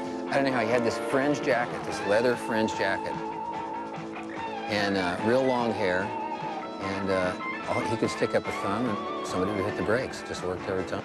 I think I met Glenn at the Troubadour Bar. It could have been at the record company headquarters. We were both signed to the same label. He and J.D. Souther were Long Branch Penny Whistle, and my group Shiloh were on a record company called Amos. Glenn did come up to me one night in the Troubadour Bar and say, look, my group's breaking up, and I think yours is too. Would you like to go on the road with Linda Ronstadt and make $200 a week? And I said, sure, sounds good to me. We talked about drummers, and Henley's name came up, and the fact that he could sing, you know, which would be good, because Linda did a lot of songs with harmony, and we got him to be the drummer, and we started rehearsing, and we went on the road. About a week into that 3-week tour with Linda, Don and I sort of hatched the plot to have our own band, which eventually became the Eagles. Don and I, our team was born out of, a little bit out of desperation, a little bit out of fear, a little bit out of insecurity. You know, Don and I, as individuals, had not written a lot of songs, period, prior to the days of the Eagles. The chemistry turned out to be really something really good. And Jackson and J.D. liked the first couple songs that we wrote together. J.D. and Jackson wrote a lot of the, or co-wrote a lot of the early Eagles songs with us, and they were an inspiration to both Glenn and myself. They had already been signed, of course, by a big label and were considered a viable entity by record company Big Shots, so we looked up to them. Don and Glenn are like the odd couple. Glenn was the really mercurial sort of, you know, like flash, you know, sensibility. He had lots of, you know, boundless energy, and Don was really very analytical and methodical, and he had the patience and the desire to hammer these songs into exactly what he meant. They made a really, really good combination. Working with those two guys, writing with those guys, had all the great elements of collaboration. It was very protracted. We were slow, as slow as molasses writing together. But we had this thing, we had Glenn with this spontaneous walking around with a cigarette, pounding the piano, playing guitar, keeping this groove going, while Don and I pull our hair out and criticize everything. You know, we had sort of me, this guy with a million chords that, you know, well, what about this? Well, then maybe you like, how about this group? Let's, you know, da-da-da-da-da. And then we had someone like Don who's, you know, very bright and, you know, good story sense and good word sense. Glenn had certain talents and certain personality traits that I didn't have. He was less inhibited. He was more, just more brave about trying things, you know, as far as songwriting. Songwriting was new to me, and he encouraged me and brought me out. I was a little bit shy, and he would just sit there with the guitar and just sing anything, even if it was lousy, just to get things going. And he was a great encouragement, and I admired his balls, you know, for the way he worked. He was a good coach. He got everybody up and excited. They had this way of sort of encompassing everything around them, of like marking off the terrain that was all around them and making that the most important thing, not only to them, but, you know, to anybody that met them, you know. You got drawn into their story. I just think we sort of grew up, you know. I mean, it's the songs we wrote and sang when we were 23 and 24, 25. You know, they have a certain optimism, you know, maybe a certain naivete about them. You know, and then I think as we grew more experienced and more confident, then we felt that maybe we could write about other things. The one thing that's constant about all those songs and all those records, I think, is that we try to tell the truth about whatever our vision of things was, however small or however large you think our vision may have been, or their vision in the case of the whole band. So the fact that things got darker, to me, only says one thing: we were growing up and getting older and finding out that power and money didn't solve problems, it just changed the face of them. We also became a louder, harder-edged band with the addition of Joe Walsh, adding Don Felder, you know, changing producers, going from Glyn Johns, who was an Englishman who loved American country music and didn't think we could rock and roll. The Faces cannot, you guys. Every album, we kept pushing the bar up a few more notches. We just had to surpass ourselves. It had to be greater. And every track on the record, every detail on every guitar line, and every drum beat, and every background vocal, just everything that went on those records really got pushed to the maximum. We just tried to get things right, you know. We tried to do good work. We strived for excellence. There's no such thing as perfection, especially in rock and roll. It's peasant music. It's a popular culture medium. It's cultural graffiti, you know. It's not about perfectionism. We just strive to do things right. We tried to get things in tune. We tried to get things in time. We tried to write lyrics that made sense. And if that's perfectionism, I have no apologies to make for it. Any rock and roll band is like a kindergarten class. It just is. People, you know, it's like, it can get so petty and so trite. It's just unbelievable. So I just chalked it all up to that sort of thing.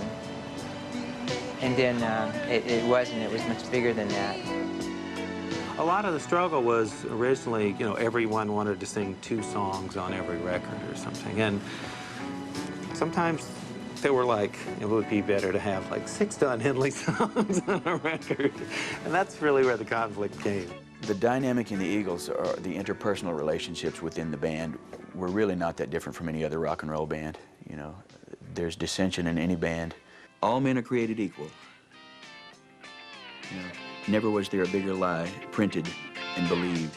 As long as people understand what they do best and are content to do that, then everything's fine. But when every guy in the band wants to be everything, then things start to disintegrate. We had done a lot in the confines of a 5-piece band. But, you know, I think musically it was probably time for us to get away from each other and you know, play with some other people. In my opinion, people in a rock and roll group or in any group should be content with and proud of their particular gift. Everybody in this group has a particular gift. Everybody's really good at something. Everybody can't do everything. And, you know, egos start getting in the way, and therein lies the problem. And that's where we had trouble.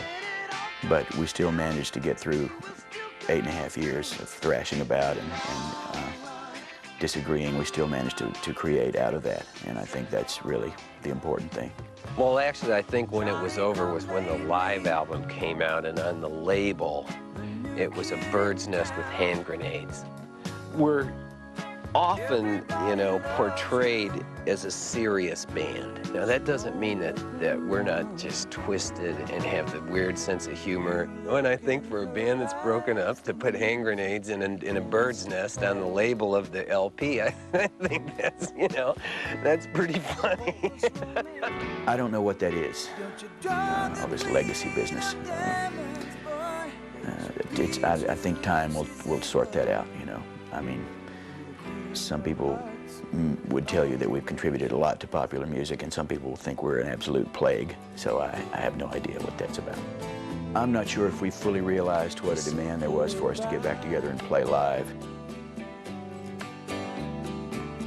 I'd seen some polls in various showbiz-type magazines that, you know, those polls that say, what band would you most like to see get back together, and we were always at the top of that, you know, but frankly, I just didn't think it would ever happen. I was sort of doing my own thing, and some of the other guys were doing theirs. But as Glenn is fond of saying, everything in life is a matter of timing, and I guess that this is one of those things. When I was writing with Don, the day we wrote Get Over It, we got really excited. You know, that was nice to know that, you know, we could go back and sit down and, you know, write a song together again 14 years, you know, after having not done it for about 14 years, to be able to actually, you know, achieve that was great. I think time really does sort out the men from the boys, you know. It's the test. The fact that we've been away from all this for 14 years, I think, speaks highly for the music. In the end, it's not really your image or what kind of shirt you wore or how long your hair is or how much money you made that people will remember. I think it all comes down to the work. And I think the work is what will outlive all of us and our critics.